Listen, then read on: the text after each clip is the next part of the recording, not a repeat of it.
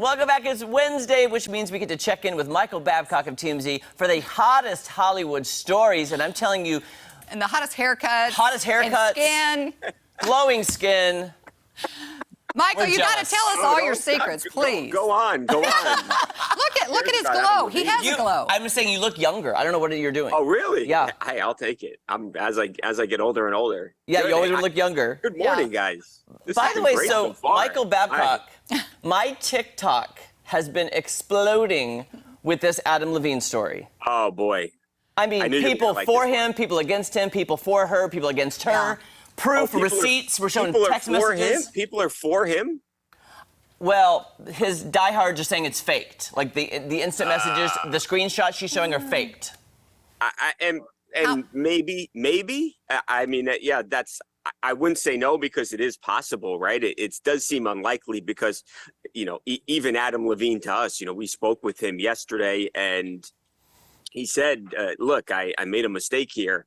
It was simply just flirting online in these messages. It wasn't a physical relationship, but you imagine if they were fake and some of the stuff she had fabricated that he would have said that as well. But he didn't say anything like that. He simply said, hey, not a physical relationship. I messed up. I did. I should not have sent these messages to this woman while I'm married. And that was pretty much it.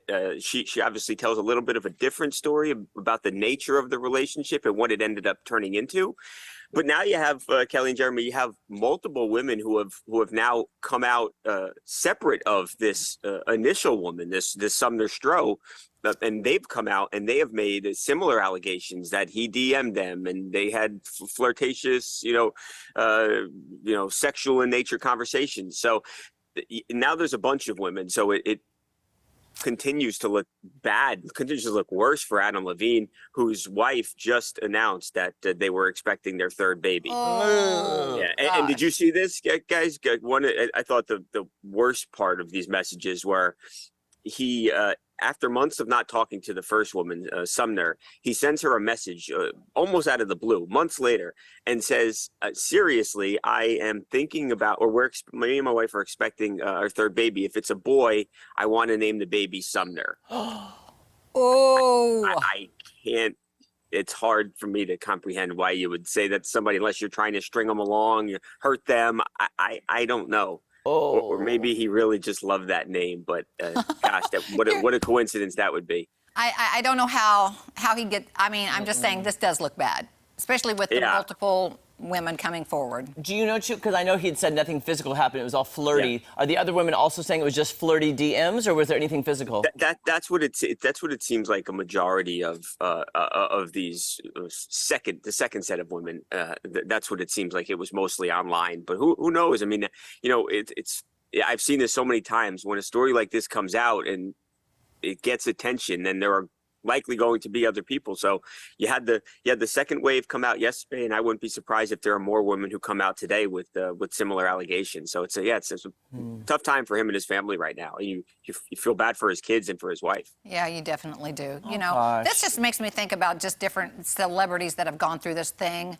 Bill Cosby, and a lot of people want to stand up for Bill Cosby. I mean, I'm just saying, you have your favorite people and you want them to do the right things in life, and you don't want to believe these things. And I guess we'll see. We'll see what happens. Yeah, no, it's hard, right? It's you want the people that you like and look up to, and you want to think that they're good people. And I'm not saying Adam Levine isn't. I don't know him at all, but this doesn't make him look great, obviously. Yeah. And then it's just sad because his wife's expecting. Then you get down to the semantics of, well, it wasn't physical, but it's emotional cheating. It's emotional. There's different sides to the levels of, I guess, infidelity, if you will. Right. Because I wouldn't want that to happen to me. No, nobody. No, me neither. And I know some people say, oh, it wasn't physical, so it's not cheating. But I guess it's just how do you define cheating? Where do you draw the line? Yeah. Right, exactly. So kind of reminds me in the 90s when there was a president who said, it's the definition of is. If the definition of it, that's you know what I'm saying? Yeah, I know. We know exactly what you're saying. Sorry, I don't remember that. No, it just makes you think about these different things. We'll call him. Adam Levine should have called him for some advice. Some advice. I heard his voice on the radio just the other day. He's been pretty silent, but we heard him the other day.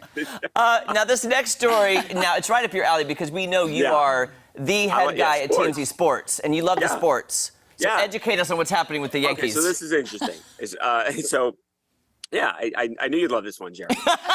This one, so Aaron Judge, the Yankees superstar outfielder, he's had a great season, and now he is on the verge of setting a few records with the amount of home runs that he's going to hit. So last night he actually hit his 60th home run, and that tied him with Babe Ruth's record, the most home runs Babe Ruth ever hit in a year. Just that ball alone, it's not really a record-setting ball. It is worth something like $100,000 to $150,000.